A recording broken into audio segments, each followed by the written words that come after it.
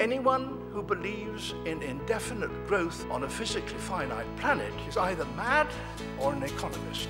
We don't want to focus politics on a notion that involves the rejection of principles around which a large majority of our fellow citizens organize their lives. We are not as endlessly manipulable and as predictable as you would think.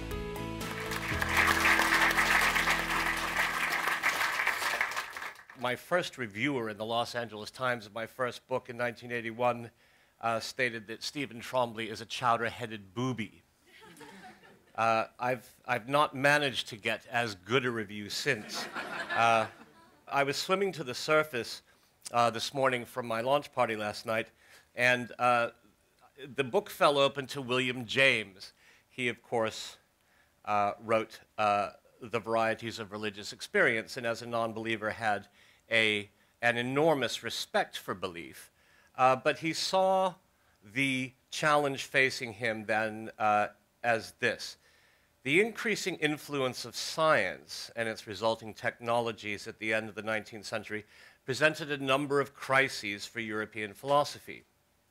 In Germany, the home of idealism, science seemed to elbow aside the philosophy of Kant and Hegel and all its attendant metaphysics. Martin Heidegger was distrustful of science and technology, which he associated with the decadent materialism of the United States. In 19th century France, scientific ideas continued to clash with the teachings of the Roman Catholic Church, which still had enormous influence. Even in mainly Protestant England, Charles Darwin's theory of evolution deeply divided intellectuals, many of whom found it incompatible with Christian belief. If one had to describe William James's contribution in one sentence, he developed a style of thinking that allowed the inquiring mind to follow where science led without fear of having to let go of religious belief. Now, we patently live in a world in which belief and knowledge or reason are in conflict. We see it underlined most heavily in the recent election in the United States, where we have people serving on congressional science committees who believe the world, whatever the world is 6,000 years old, who believe that if a woman is raped, there's an innate mechanism that does not allow her to conceive. Now, how do we get to this situation where we have in Washington and elsewhere Christian fundamentalists who essentially live in the same universe and the same century as their counterparts in Muslim fundamentalism? To me, there is very little difference to be had between these two groups of people. And it's not popular to say so in America. You can say it better here. But it is terrifying to me. Now, what do I mean by reason? By reason, I mean positions we can arrive at that we can call knowledge. And we can arrive at them through establishing facts by using scientific method. But there is inherent in that rationalistic approach that William James was worried about the problem of over-reduction. You know, you have your hard reductionists, the founders of analytic philosophy, Frege and Russell and Carnap and people like that, who are concerned, and one can see why, after excesses of metaphysics and religious belief, to reduce knowledge to that which can be proven logically or through rules of language. Their results seem a bit like a laundry list. But I would suggest at this moment, when the embers of reason seem to be dying in the fire, and that I sense that we have to be on our knees blowing on those embers to reignite the fire, that any kind of thinking is good, and these laundry lists are not unimportant. But responding to the worry that William James identified, there is another tradition of philosophers, Husserl, Bergson, and James himself, even though he's a pragmatist and not a phenomenologist, who would practice what I would call a soft reductionism, in that you do have to do the Cartesian sort of thing of going back to some kind of beginning, but you don't necessarily have to then recreate, rebuild from your reduction towards an already predetermined destination, as in God. Although one may reasonably do so. We started off in Western philosophy with, the pre-Socratics, with a desire to explain our environment. And of course, there were plenty of myths pre-existing the Christian creation myth to describe our circumstances as humans, but philosophers didn't buy it. And so they really wanted to know why and how. And so all of those pre-Socratics as philosophers were also scientists. And what they lacked, and that what we had, from the 16th and 17th century, were the tools with which we could prove hypotheses, investigate stuff, and so that we could find out exactly how the sun and the earth are related. And of course, there were many victims of this search, of this reasonable attempt to find an explanation for our circumstances. And it did happen. The Enlightenment happened, and it goes up to Immanuel Kant, who reintroduces metaphysics as a reasonable way to be thinking about the world, about things that could not be explained by mathematics, and he was a pretty good mathematician. British philosophy was idealism. It was Hegel. He was the dominant philosopher in our universities. This changes very much when Bertrand Russell comes along and G.E. Moore and decide they will kill idealism and replace it with analytical philosophy. And they were very successful at this.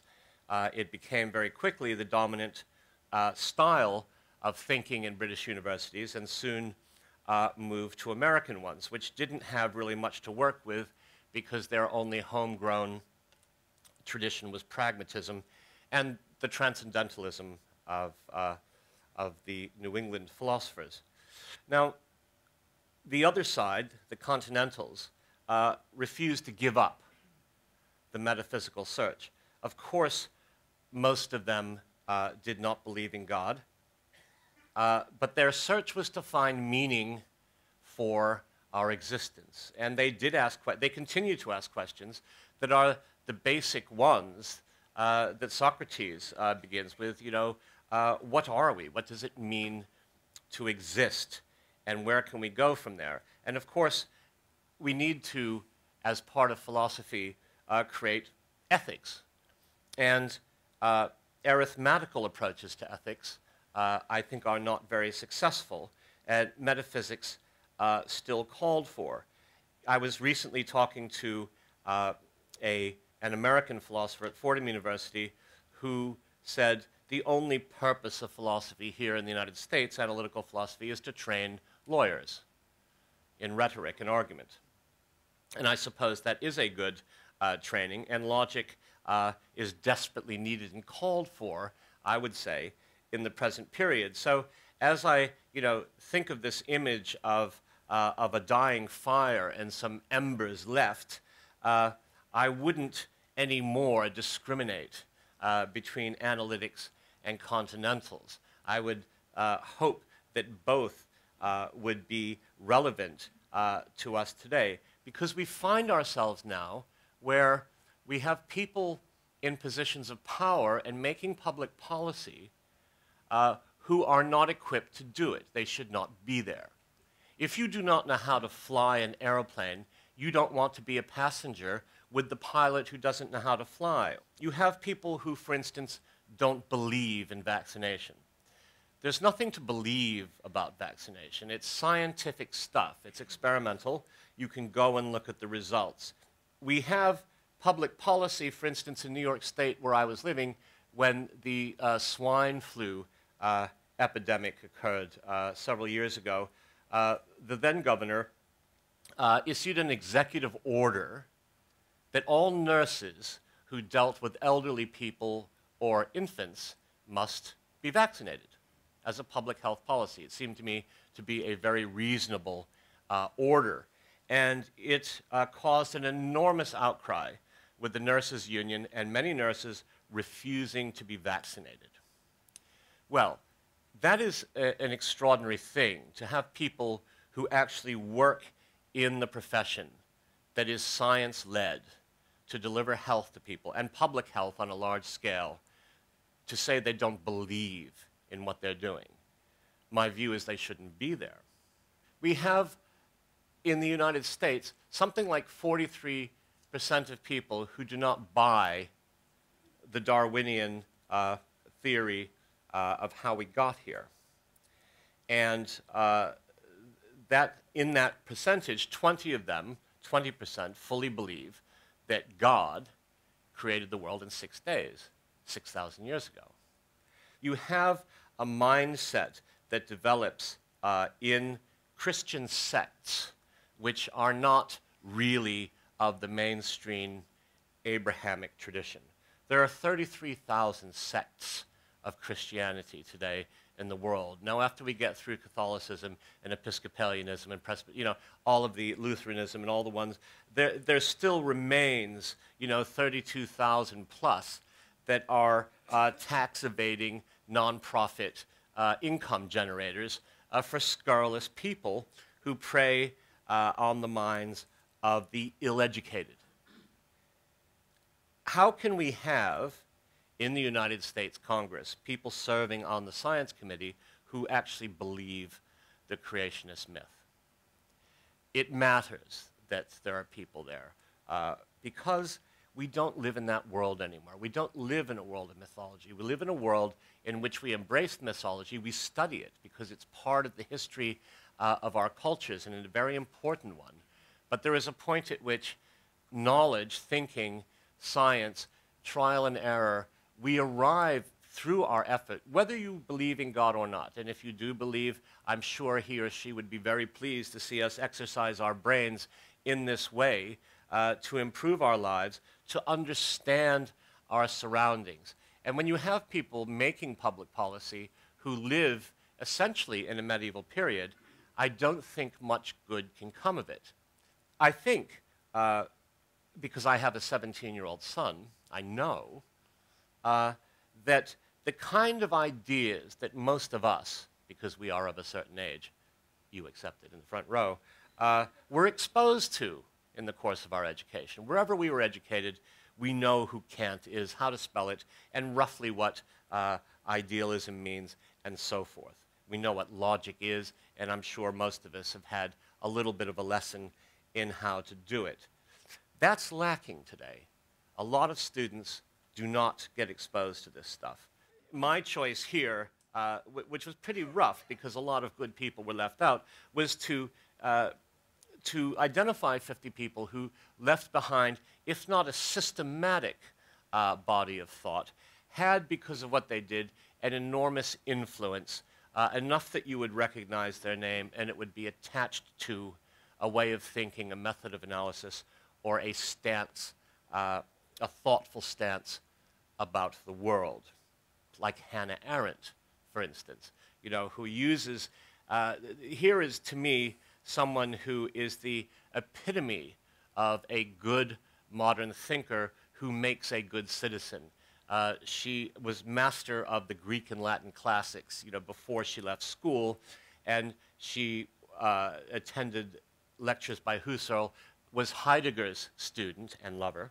But in 1933, when the Nazis came, she saw, because she knew from her study of Greek philosophy and ideas of citizenship and inclusion in society, before the really bad things happened in Germany, she predicted in her own mind, saw it, and left. She was jailed for 7 days in 1933, and the moment she got out, she went to Switzerland that night. She ended up in France, and the Germans caught her there and put her in Gurs concentration camp. She escaped, went to Portugal, and subsequently to the United States. And in her book on the origins of totalitarianism, she, for the first time,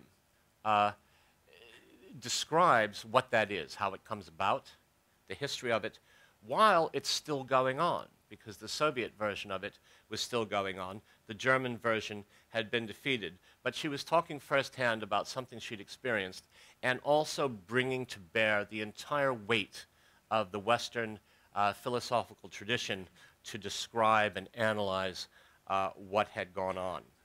And she, to me, is a kind of example of how we might proceed in the future. And I don't mean following her ideas or subscribing to her conclusions, but I mean method. I mean being hard-headed, analyzing things, using the knowledge of the past to build new ideas, new critical tools to help us describe the situation we're in so that we can better deal with it. I think in an age where we have an awful lot of people who put belief, which is frankly mistaken, above thought, reason, which we need more of, is an urgent problem which needs addressing. And in some ways, when you have children who are not exposed to the Western tradition and ideas and get to a point where they probably never will be, it's kind of a no-hope situation. It's not as if they're going to join a working man's educational establishment. It's not going to happen. And so it falls, perhaps, in a democracy to leaders, to those who are in positions of power, to recognize current problems in the context of a tradition. Because it does, I think, two things. One, it improves the overall quality of a democracy and choice-making and voting and so forth, and which candidates might step forward. And it also guarantees that people who believe in mythical stuff are not driving the bus. And that's what I have to share with you. And I know that some people are going to say I'm a chowder-headed booby, and I can hardly wait to enjoy that compliment. Thank you very much.